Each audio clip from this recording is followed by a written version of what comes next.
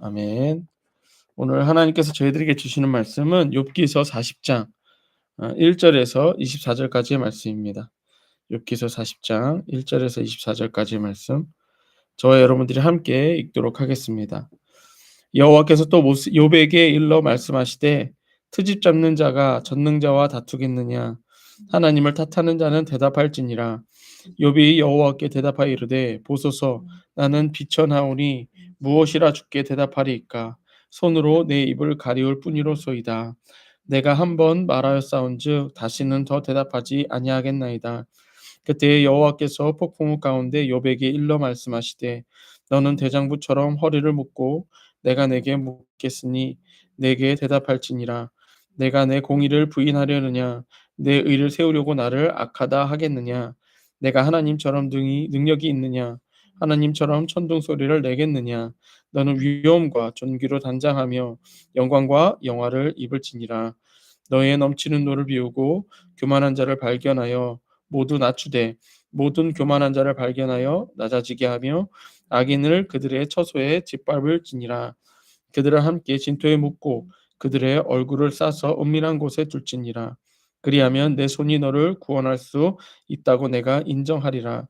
이제 소같이 풀을 먹는 배의 못을 볼지어다. 내가 너를 지은 것 같이 그것도 지었느니라. 그것의 힘은 허리에 있고 뚝심은 배의 힘줄에 있고 그것의 꼬리치는 것은 백향목이 흔들리는 것 같고 그 넓적다리 힘줄은 서로 얽혀 있으며 그 뼈는 옥관 같고 그 뼈대는 쇠 막대기 같으니 그것은 하나님이 만드신 것 중에 으뜸이라. 그것을 지으신 이가 자기의 칼을 가져오기를 바라노라. 모든 들짐승들이 뛰노는 산은 그것을 위하여 먹이를 내느니라. 그것이 연잎 아래같이 갈대의 그늘에나 늪속에 엎드리니 연잎 그늘이 덮이며 신의 별들이 그들을 감싸는도다.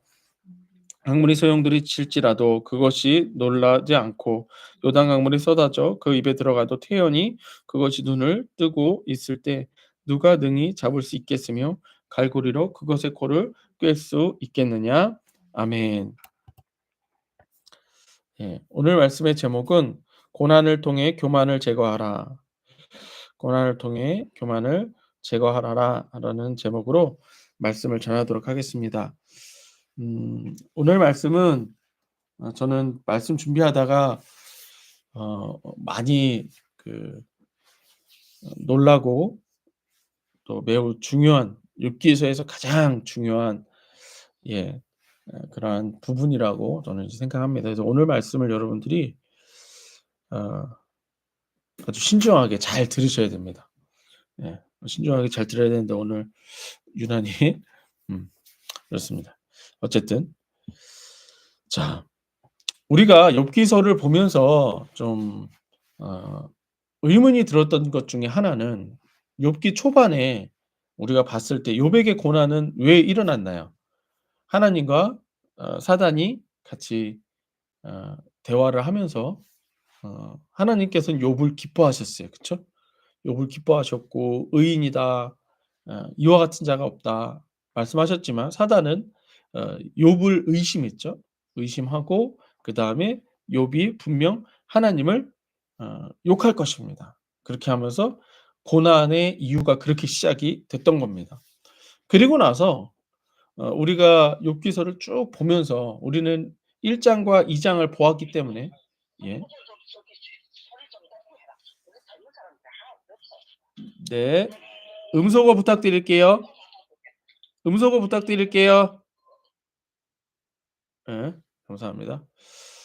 그래서 이것을 쭉 보아 오면서 분명히 1 장에서 고난을 준 것은 사단인데 의인이라고 했던 욥이 그렇게 하나님을 그래도 찬양하고 "이거 다 하나님이 하실 것이다." 그러면서 막 얘기를 하면서도 물론 욥이 점점점점점점점 예 어떤 고난을 통해서 하나님 탓을 하고 하는 부분들을 분명히 볼 수가 있었습니다. 근데 의문점은 이거였죠. 아니 분명히 이걸 준 건 사단인데 그쵸?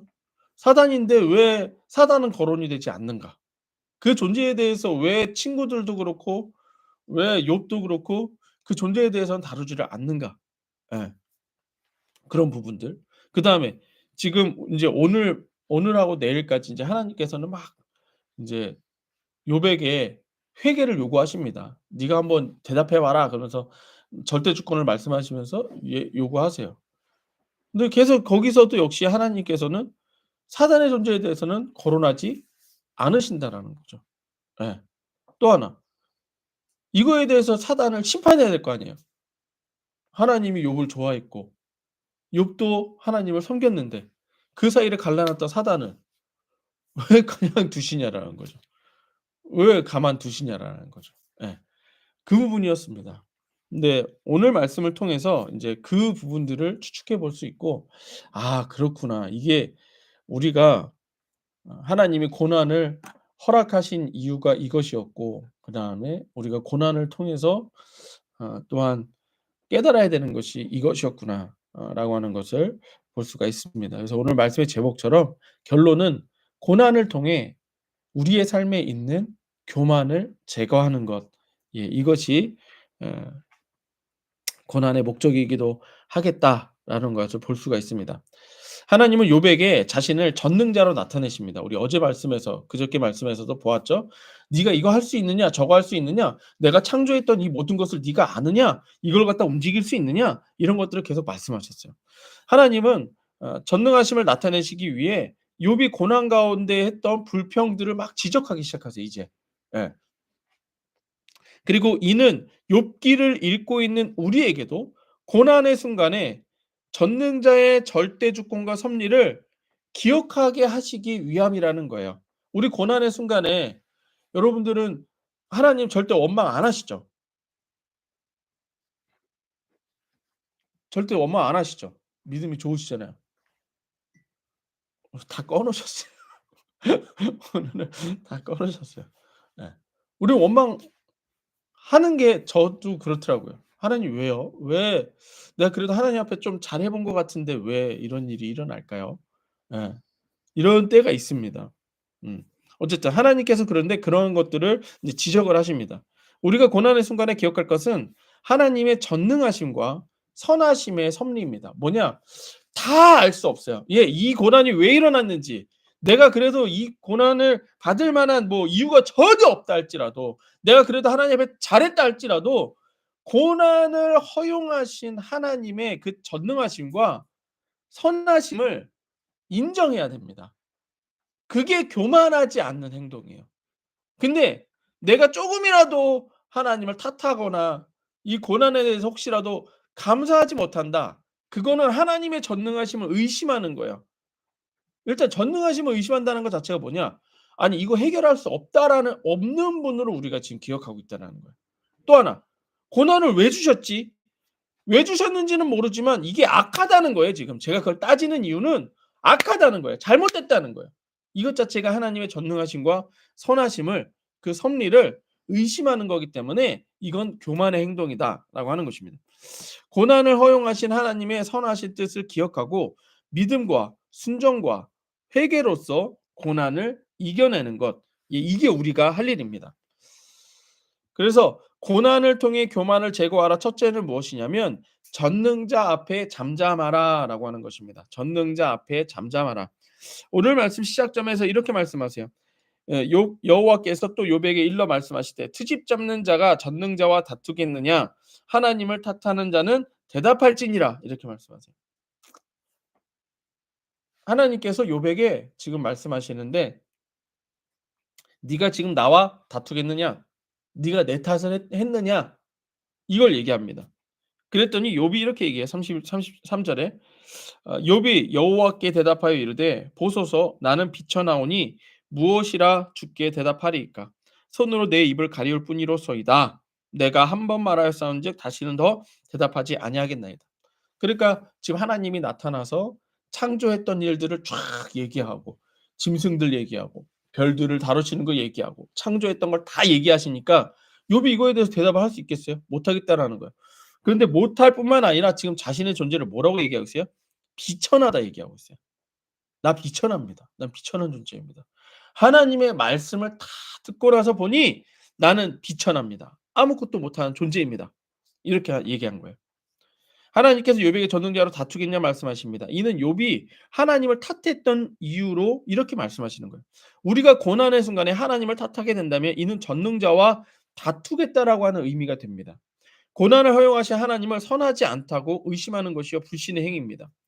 이러한 하나님의 질문 앞에 욥은 자신을 비천한 존재로 말하고 있습니다. 여기서 비천이라고 하는 단어는 가볍다, 줄어들다, 작아지다라고 하는 의미가 있어요. 그러니까 하나님의 말씀을 듣고 나서 보니까 내가 점점 가벼운 존재였던 거예요. 내가 점점 줄어드는 거예요. 내가 점점 작아지는 거예요. 이런 비천한 존재임을 깨닫게 된 거죠. 또한 이 비천함이라고 하는 단어는 영광스럽다에 정반대되는 단어래요. 그러니까 하나님 앞에 딱 섰을 때 나는 하나님의 영광 앞에 나는 완전히 비천한 존재. 아무것도 아닌 존재. 이게 드러나는 거예요. 전능자로 나타나신 하나님 앞에 가볍고 줄어들고 작아지는 비천한 존재인 내가 드러나고 발견된 거예요. 비천한 존재가 전능자 앞에 할 수 있는 것은 입을 가리우는 겁니다. 아무 말도 하지 않는 거예요. 하나님을 탓하는 건 당연하고요. 그건 뭐 당연하고 그저 하나님 앞에 잠잠하고 아무 말도 하지 않고 뭐 하는 거예요? 듣는 거예요. 하나님의 말씀을 듣는 거예요. 그러니까 고난의 순간에 우리가 해야 할 일은 뭐예요? 예. "하나님 이거 왜 이래요? 내가 이거 도대체 왜 이렇게 하신 거예요? 힘들어 죽겠어요. 어쩌네요, 저쩌네요." 말할 게 아니고 듣는 거예요. "하나님 말씀하옵소서. 내가 듣겠나이다. 이 고난을 왜 주셨는지 내가 듣겠나이다." 이게 어 전능자 앞에 그냥 잠잠한 우리들의 모습이어야 된다라는 거예요. 하나님 앞에 아무런 대답도 할 수 없고 잠잠히 하나님의 말씀을 들을 뿐이라는 것입니다.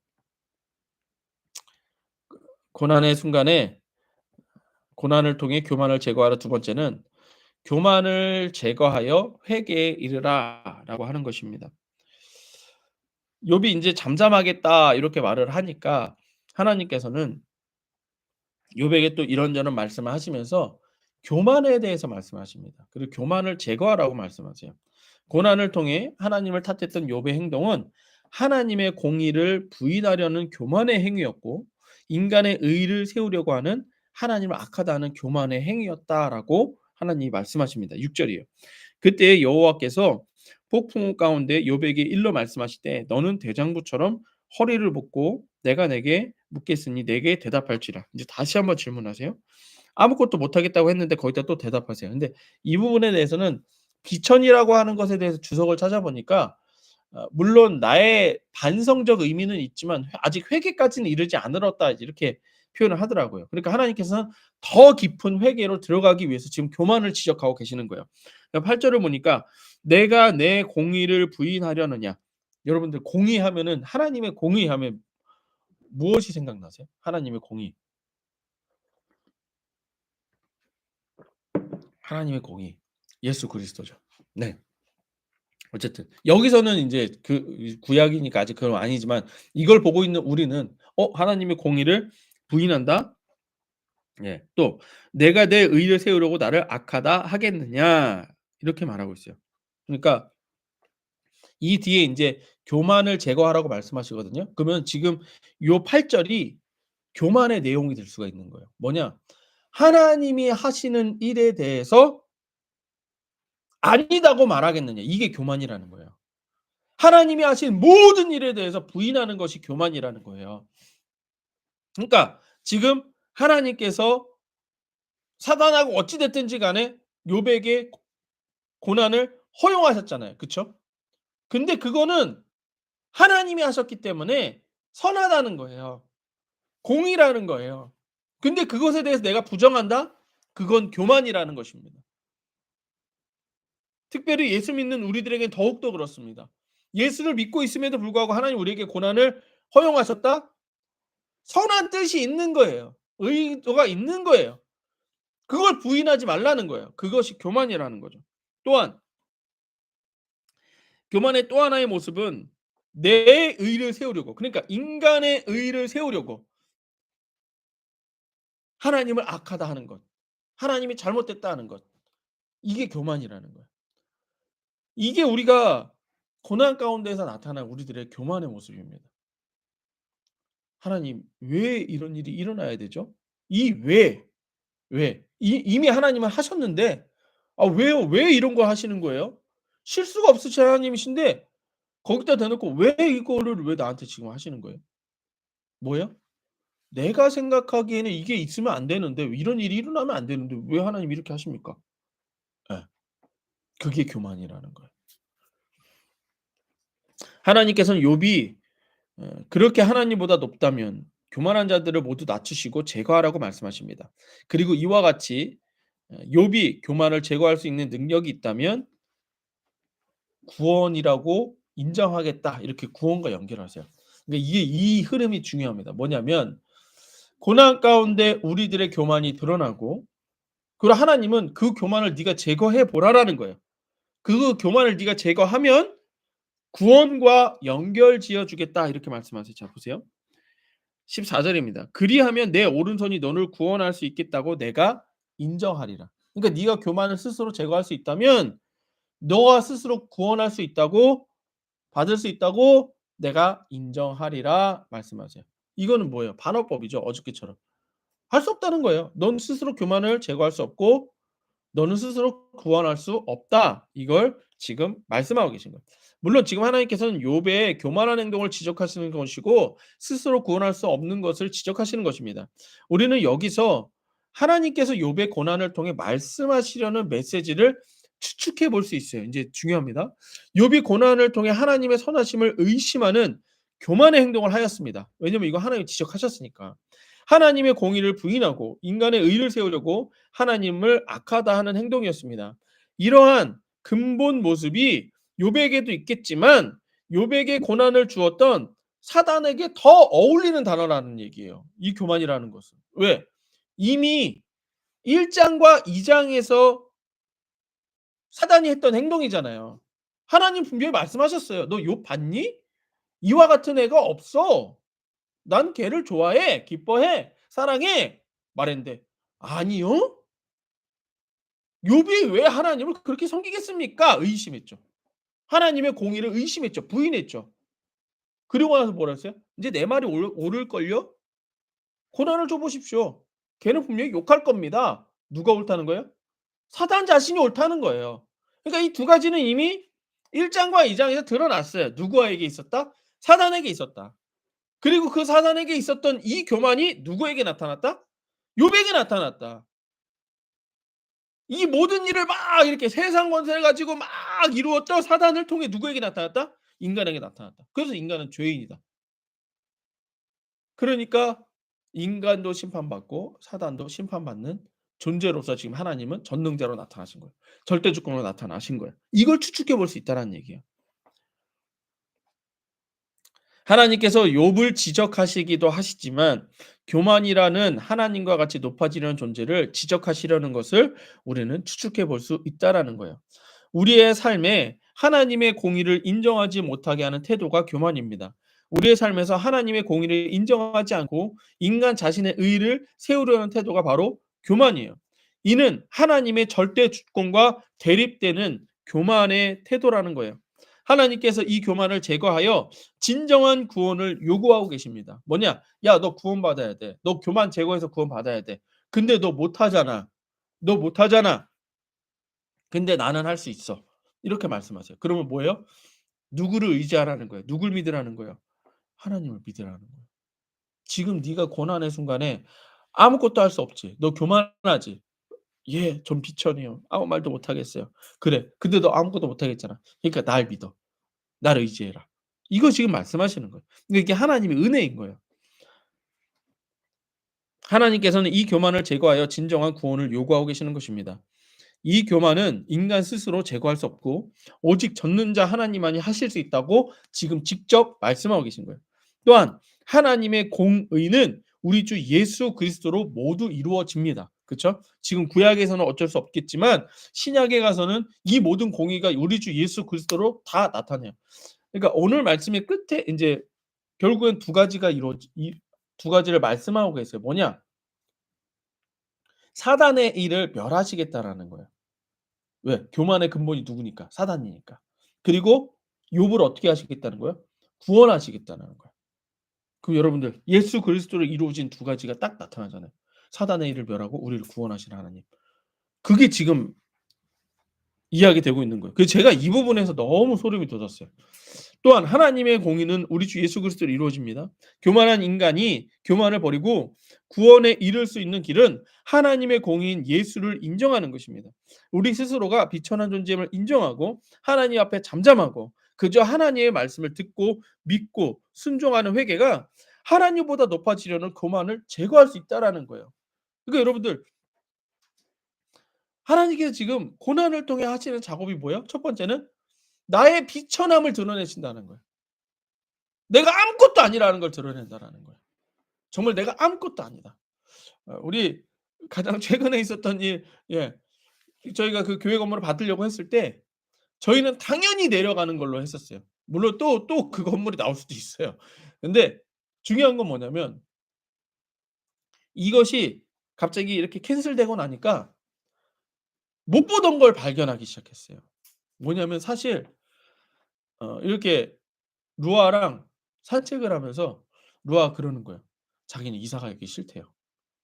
아, 그렇구나. 얘는 이사 가기 싫을 수 있겠구나. 또 우리 시우랑 성준이도 이제 자리 잡기 시작했는데 '아, 얘네도 혹시 너무 내가 얘네들을 생각하지 않았구나.' 그런 생각들이 들기 시작하는 거예요. 어쨌든 이와 같이 우리가 고난을 통해 우리들의 연약하고 부족하고 비천했던 모습들을 드러낼 수 있어요. 또 아까 말씀드렸던 것처럼 하나님을 탓하고 하는 모습이 우리들에게도 분명히 있다라는 거죠. 고난을 통해 우리의 비천함이 드러나고 하나님의 말씀 앞에 섰을 때 우리의 교만을 제거할 수 있다는 것입니다. 마지막 세 번째, 하나님은 교만의 근본 원인을 통제하실 수 있다 이렇게 말씀하세요. 사실은 제가 그전에도 뭐 목사가 되기 전에도 욥기서를 많이는 아니지만 좀 보긴 봤었습니다. 그리고 이 욥기서의 핵심이라고 할 수 있는 것이 바로 이 지금 하나님의 말씀 부분이에요. 사실 앞에 이 욥과 친구들이 했던 막 많은 말들은 결국에는 허튼 소리라고 한 거잖아요. 그러니까 허튼 소리가 너무 길어요. 그래서 그 부분은 그냥 보통 건너뛰거든요. 보통 건너뛰고 그다음에 인제 이 하나님 말씀에서 보고 그다음에 이 뒤에 있는 욥의 이 회개의 말씀들 이걸 보통 많이 봅니다. 근데 이게 하나님 말씀에서도 도대체가 제가 이해할 수 없는 것 중에 하나가 이 끝부분이거든요. 끝부분에 뭘 얘기하시냐면 오늘 15절 보세요. "이제 소같이 풀을 먹는 배의 못을 볼지어다." 이렇게 말씀하세요. 근데 이 배의 못 헬라어를 하면은 베헤모트라고 그래요. 뭐냐면 하나님이 두 가지 이걸 원래는 동물이라고 이렇게 해석을 하거든요. 베헤모트와 리워야단 이렇게 두 가지를 얘기합니다. 근데 이 베헤모트와 리워야단을 보통 하마와 악어로 뜻을 합니다. 악어로 이렇게 해석을 합니다. 그러니까 지금 오늘 말씀 쭉 이제 읽어보시면 알겠지만 하마 같아요. 이게 이 장단지 허리도 막 근육이 있고 뭐 장단지도 두툼하고 막 이러거든요. 그래서 "하마가 으뜸이다." 이렇게 얘기해요. 19절 보세요.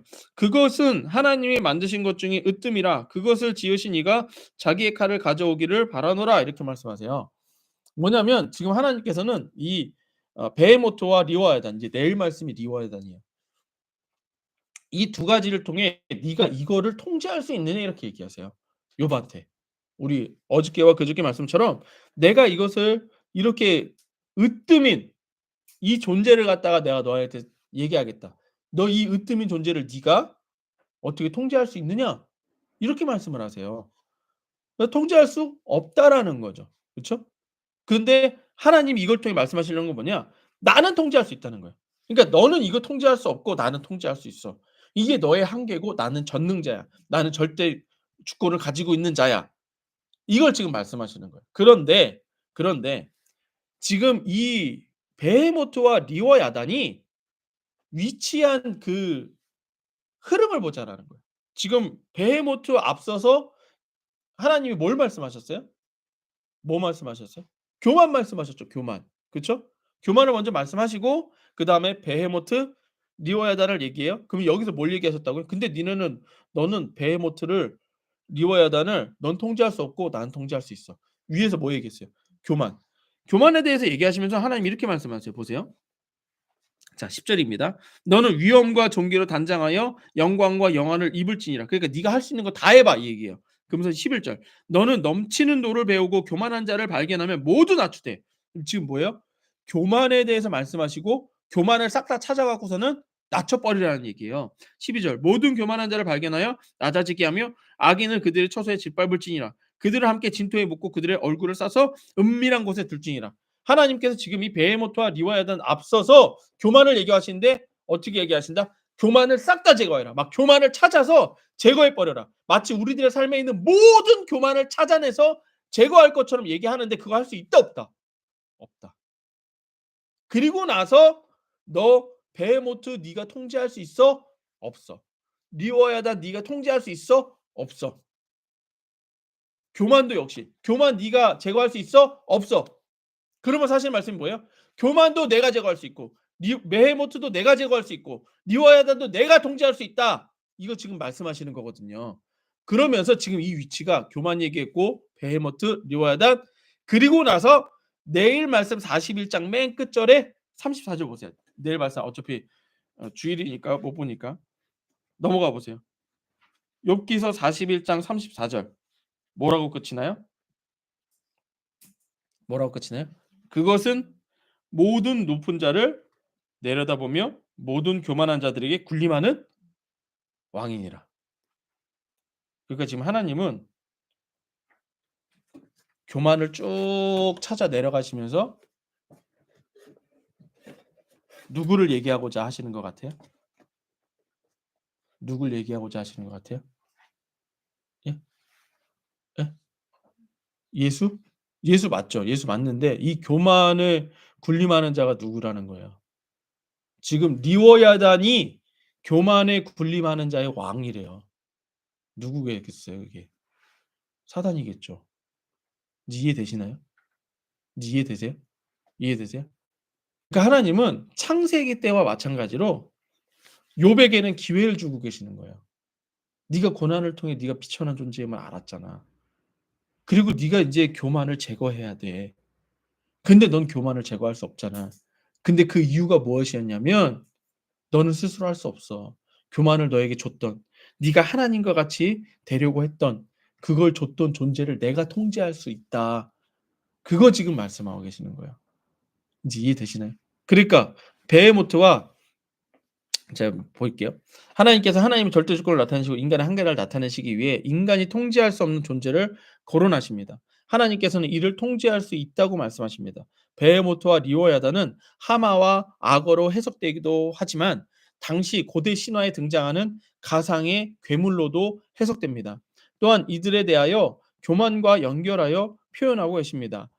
욥기서 41장 34절 그것은 모든 높은 자를 내려다보며 모든 교만한 자들에게 군림하는 왕이니라. 보이세요? 모든 높은 자, 교만한 자죠. 모든 교만한 자. 지금 이게 똑같은 거를 표현하고 있는 거니까. 모든 높은 자, 모든 교만한 자가 지금 누구예요? 인간이에요. 근데 그 인간의 교만함을 가지고 군림하는 왕이니까 사단이라고 추측해 볼 수 있는 거예요. 예. 때문에 근데 하나님은 이걸 이 존재를 어떻게 할 수 있다? 통제할 수 있다. 넌 통제 못하지만 난 통제할 수 있다 이거야.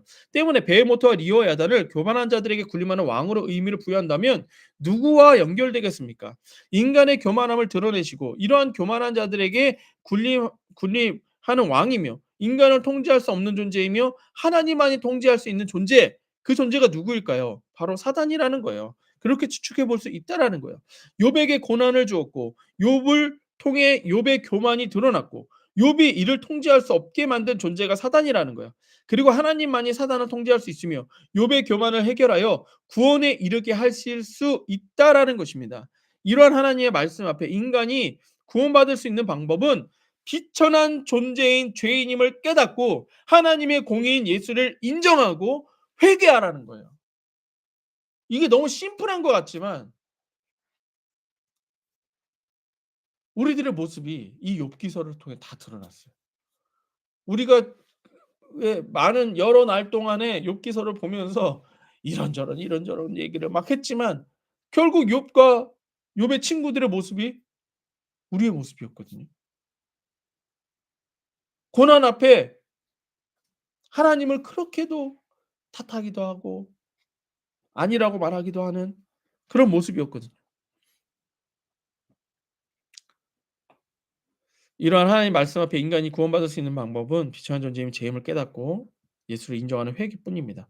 하나님께서는 창세기 때와 마찬가지로 욥에게 기회를 주고 계십니다. 사단에게는 기회를 주지 않으십니다. 이 말씀 우리에게 적용해 보면 하나님께서는 지금 고난을 통해 우리에게 기회를 주고 계십니다.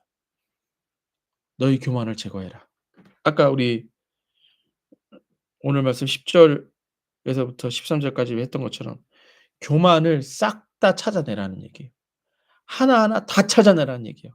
욥은 고난을 통해 네 삶에 있는 교만을 하나님을 탓하거나 하나님을 부정하거나 했던 그 모든 부분을 다 찾아내서 제거하라는 거예요. 하나님께서 하시겠다. 하나님께서 하셨다는 거예요. 어떻게? 우리 주 예수 그리스도로. 이미 하셨으니 하라는 거예요. 그거 하라는 것입니다. 교만의 근본 원인이 사단을 제거하기 위한 하나님의 의도라고 할 수 있습니다. 이러한 하나님의 의도와 뜻을 안다면 우리는 고난 가운데 예수를 의지하며 회개하여야 합니다. 우리의 삶에 고난을 주고 우리에게 교만을 만들려는 사단의 계획에 넘어가서는 안 됩니다. 오직 예수 앞에 잠잠하고 겸손하여 믿음과 순종과 회개로 나아갈 뿐입니다. 오늘 말씀의 제목처럼 고난을 통해 교만을 제거하십시오. 이걸 제거하지 않으면 우린 또다시 고난이 왔을 때 어떻게 했어요? 또 교만이 드러날 것입니다. 또 교만이 드러나고 또 그 고난을 이겨내지 못하고 좌절하고 낙망하게 될 것입니다. 하지만 이번 고난을 통하여 우리들의 교만을 제거하십시오. 그리고 사단의 일을, 마귀의 일을, 귀신의 일을 완전히 우리들의 삶에서 계속 제거해 나아가십시오. 그것이 구원을 받는 비결인 줄로 믿습니다. 예수의 구주. 예, 오늘은 토요일이니까 함께 기도하도록 하겠습니다. 예, 오늘 말씀을 생각하시면서 함께 기도합시다. 예. 고난을 우리들에게 허용하신 하나님의 뜻은 선하십니다. 그리고 구원을 목적으로 하십니다. 우리들의 삶에 교만을 제거하라는 거예요. 사단의 일을, 마귀의 일을, 귀신의 일을 제거하라는 거예요. 오직 예수님만 의지하라는 거예요. 예수님을 의지하지 못했던 나의 교만함을 회개하며 나아가겠습니다. 함께 기도하시겠습니다.